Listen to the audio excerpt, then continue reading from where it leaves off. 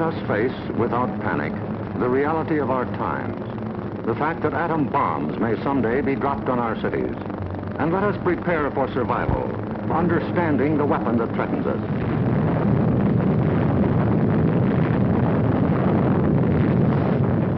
An atom bomb destroys or injures in three ways: by blast, heat, and radioactivity. The blast of an atom bomb is its most important destructive agent. In Japan, whole buildings were flattened by its force. However, many buildings of sturdy construction, even though close to the explosion, remained standing. The principal dangers of blast are flying glass and debris,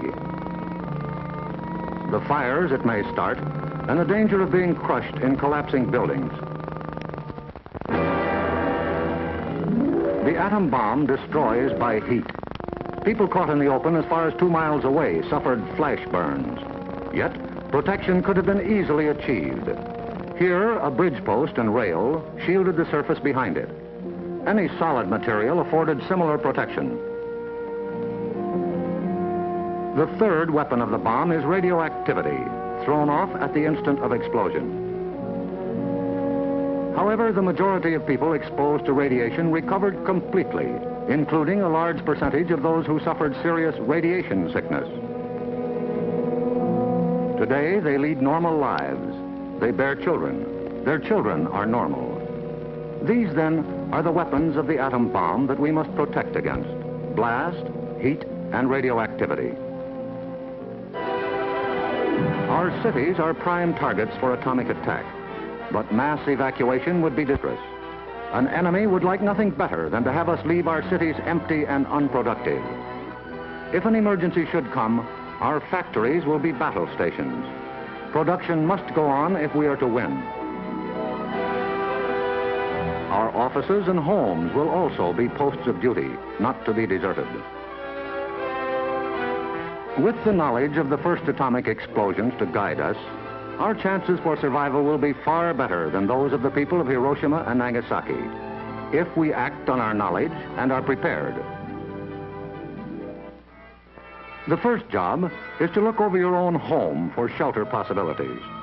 If you live in a private home that is well built, the cellar is the safest place to be. The lower you get, the more barriers there are likely to be against blast, heat, and radioactivity. Select the basement wall nearest the probable target area of your city. If the house is blown over, it will most likely fall away from this wall. If you have a workbench or strong table big enough to get under, move it into your shelter area near a wall or strong supporting column. If the time comes when you actually have to take shelter, lie under the table.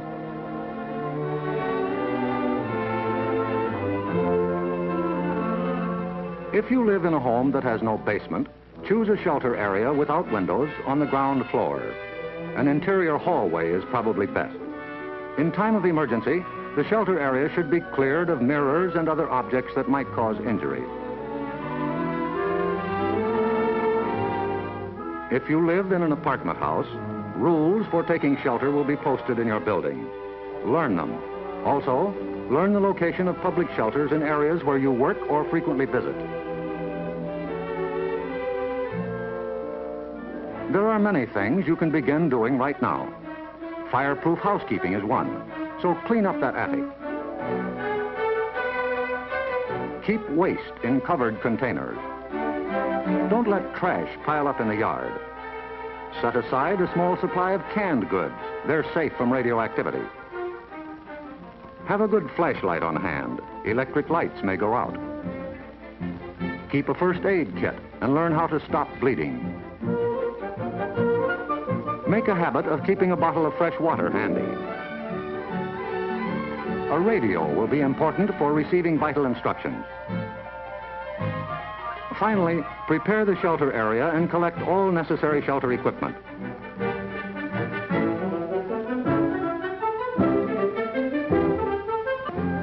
In case of an actual raid or test drill, the alert will be a warbling siren blast lasting 3 minutes.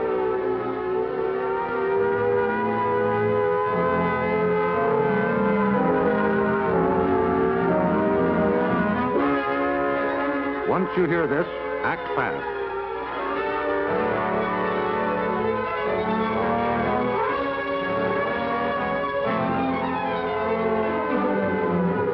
Pull down the shades or blinds and close the drapes against flying glass.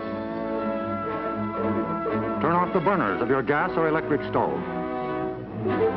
Disconnect any heating elements, such as electric irons, hot plates, or bathroom heaters.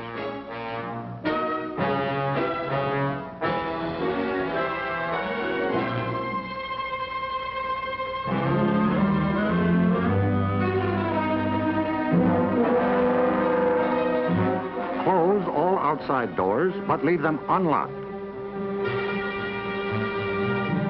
Turn off the gas or oil burners.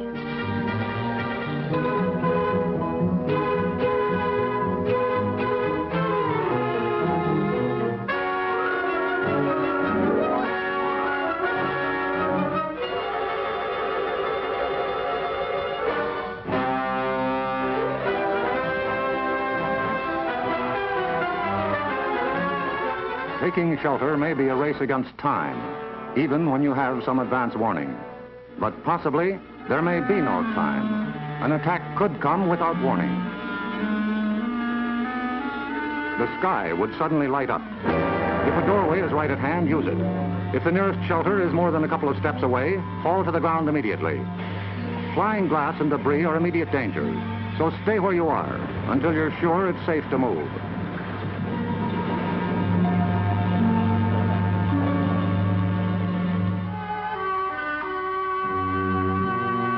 If you are at home when a surprise attack occurs, crawl beneath a table if it is very near, or drop to the floor with your back to the window.